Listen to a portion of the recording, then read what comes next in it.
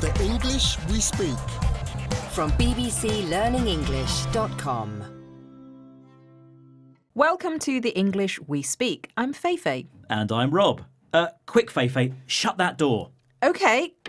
Calm down, Rob. What's the problem? Well, there's something going on in the office. Everyone's shouting and arguing about who broke the computer. You know, the new one with all that fancy software on it. Oh, yes, that really expensive one. So you've run away from the situation. That makes you look very guilty. Well, that's true, but the problem is I am guilty.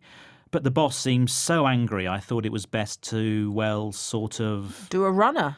Yes, if you mean to leave a place in order to avoid a difficult or unpleasant situation, then I suppose you're right. I am. Oh, no. Is someone coming? I'll just hide under the desk while we hear some examples of this phrase in action. The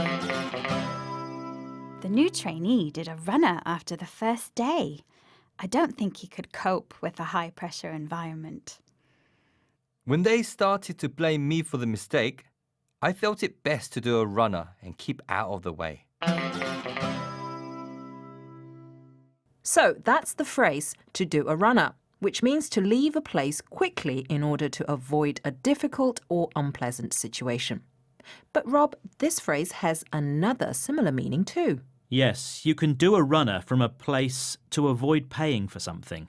Like a restaurant. Have you done that, Rob? Of course not. You know how honest I am. Honest?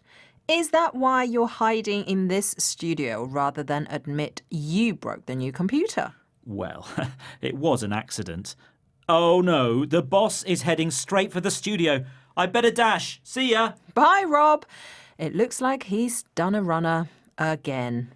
Bye. The English we speak. From BBC Learning English.